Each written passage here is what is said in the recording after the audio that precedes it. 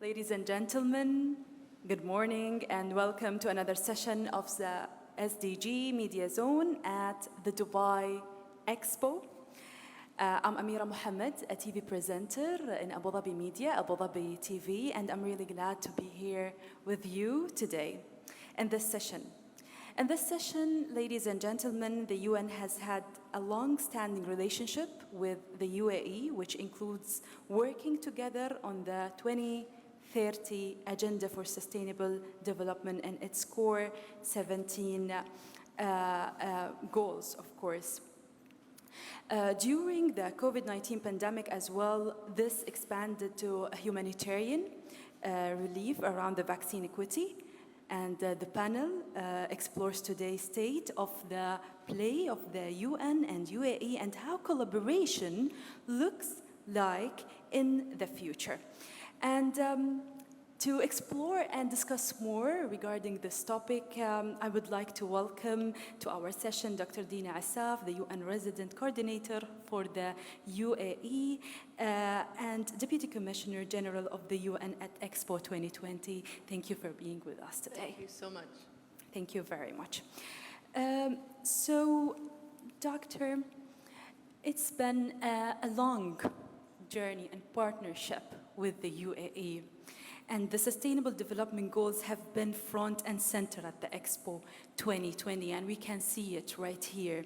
Can you elaborate more on what these goals are and why it's been so important to highlight them in such an international and a huge event here in Dubai? First of all, thank you so much. Glad to meet you as well, and I'm sure we're going to have a very interesting conversation given the subject that we're talking about and being here at Expo today. As you've said, we are seeing, as we have the Global Goals Week this week, where the world is putting a shining light on the importance of the Sustainable Development Goals and why it's important for everyone. As you indicated, it's called the 2030 Agenda. So what that means is that the world has set targets for the year 2030 for all of us, for all countries, to reach so that the world can move and progress in a positive way. As we've seen from COVID, it taught us a very important lesson.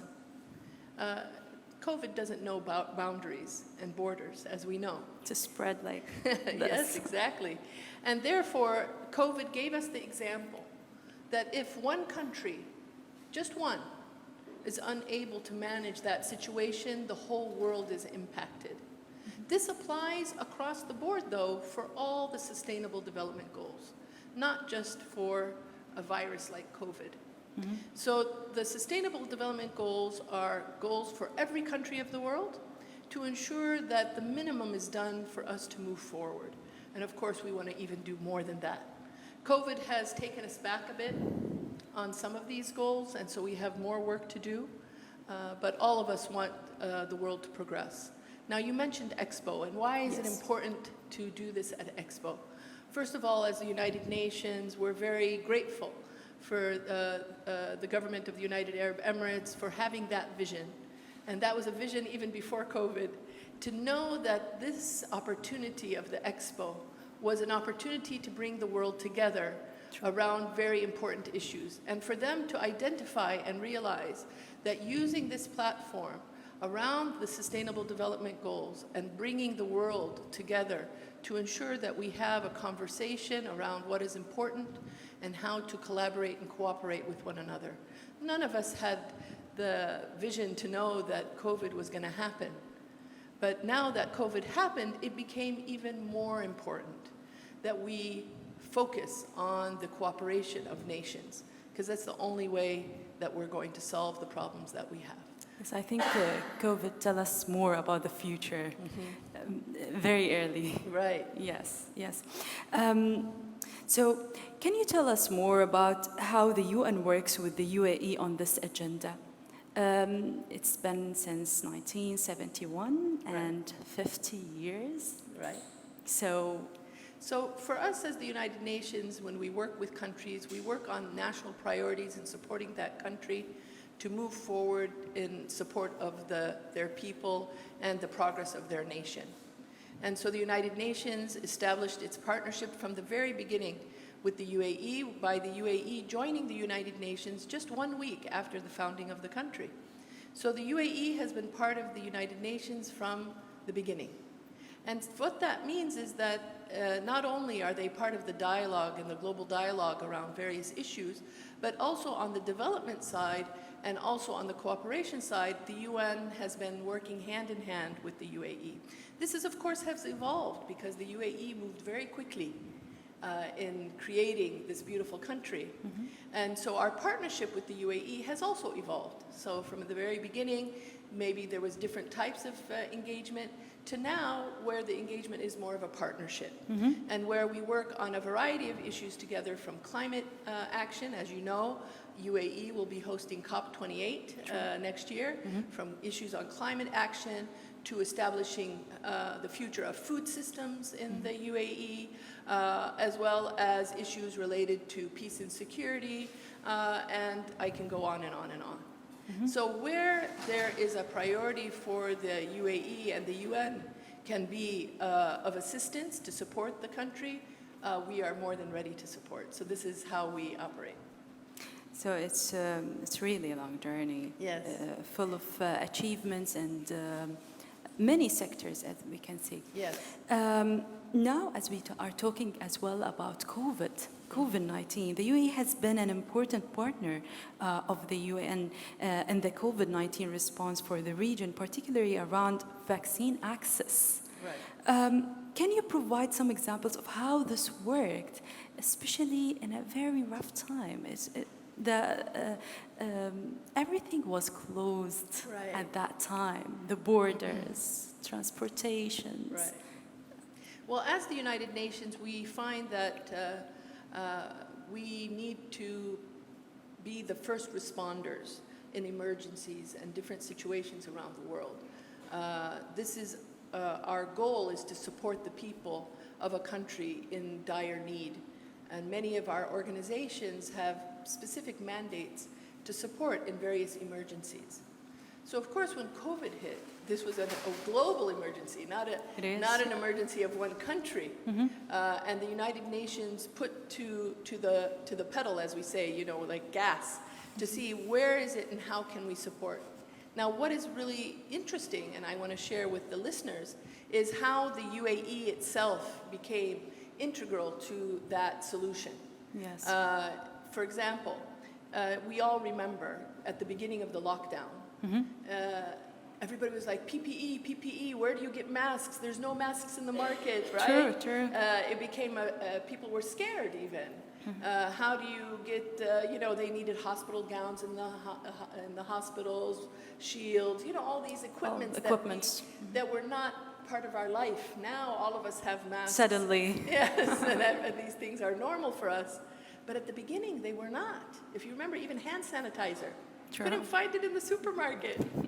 Now, this wasn't just here in the UAE, but across the world. Here we have in the UAE the International Humanitarian City. You know this. True. And in the International Humanitarian City, the United Nations has various agencies working there. For example, the World Health Organization, which we know very well. The World Health Organization, in the first 3 months of COVID lockdown, provided over 80% of their support in PPE to the world from Dubai. 80%. 80% of the support that WHO did for the world in providing supplies, medical supplies, PPE, masks, etc., came from Dubai in the first 3 months. Since COVID has taken over much of our work, now even WHO has found that in 2020, they have supplied more than 129 countries support from Dubai, and the amount of support that they provided is more than, in 1 year, than the 5 years previous. So why I'm giving you this information? What I'm trying to say is that the UAE provides a very important logistical hub for the United Nations to reach the world. From Dubai, we're able to reach 80 million people within 3 hours. So if there's an earthquake, if there's a problem, within the region, or even like farther away in Asia, we can reach them very quickly from the UAE. Now, the UAE government also provides support to us in reaching these countries, sometimes providing us an airplane or supporting other ways, like you mentioned in the vaccine. The UAE has also provided through the United Nations over 1 million doses of the vaccine to be distributed to other countries around the world. So this partnership is an important one for us. All these things that you mentioned right now regarding how UN and UAE really cooperate regarding what's happening in the world, whatever it is, the vaccines, climate change, humanitarian aids. How does that reflect on this strong relationship? How does the UN see this with the UAE, 50 years country? How is that reflected? What we see is, as right now, the International Humanitarian City is actually the largest humanitarian hub in the world. And the UAE is providing us with the support to be here, to be able to reach the world in various emergencies. COVID was just one of them, but we know there's many other emergencies, unfortunately. We also have here the World Food Program, has their global distribution hub here in the UAE, providing food in emergency situations around the world from Dubai. So this type of a relationship shows the important value that the UAE has for the UN support to the world. And we value very much this partnership.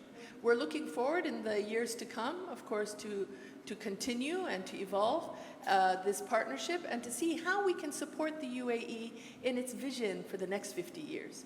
Yes. There's many things that the UAE has an ambition for, and we're hoping to continue to support the UAE as best needed. Especially that we are heading to the vision of 2030. Yes. And we have many goals that they are correlated with the SDGs as well. Right, of course. So talking about the future and to end this thoughtful conversation, the UN has seen an expansion of its presence in the UAE in recent years, as we mentioned right now.